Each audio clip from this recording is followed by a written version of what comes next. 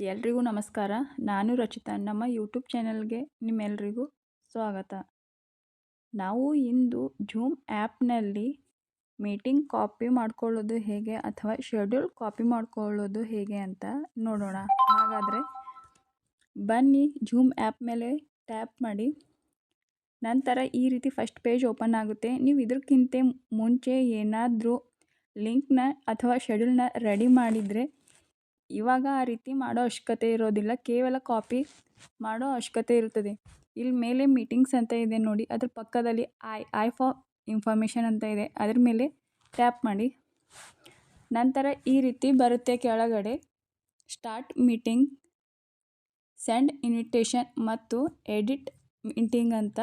ನೀವು send invitation ಮೇಲೆ tap ಮಾಡಿ. ನಂತರ ಈ ರೀತಿ ಕಾಪಿ ಆಗುತ್ತೆ. ಆ ಕಾಪಿ ಆಗಿರೋ ಲಿಂಕನ್ನು ನೀವು ಯಾರಿಗೆ ಸೆಂಡ್ ಮಾಡಬೇಕು ಅಂತ ಇದ್ದೀರಲ್ವ ಅವರಿಗೆ ಸೆಂಡ್ ಮಾಡಿ. ಅದು ಪೇಸ್ಟಾಗಿ ಸೆಂಡ್ ಆಗುತ್ತೆ. ಈ ರೀತಿ ಝೂಮ್ ಲಿಂಕ್ನ ಅಥವಾ ಶೆಡ್ಯೂಲ್ನ ಕಾಪಿ ಆಗಿರುತ್ತೆ. ನಮ್ಮ ವಿಡಿಯೋ ನೋಡಿದ್ದಕ್ಕೆ ಧನ್ಯವಾದಗಳು. ಈ ವಿಡಿಯೋ ಶೇರ್ ಮಾಡಿ, ಈ ವಿಡಿಯೋಗೆ ಕಮೆಂಟ್ ಮಾಡಿ ಮತ್ತು ನಮ್ಮ ಚಾನಲ್ಗೆ ಸಬ್ಸ್ಕ್ರೈಬ್ ಮಾಡಿ. ಧನ್ಯವಾದಗಳು.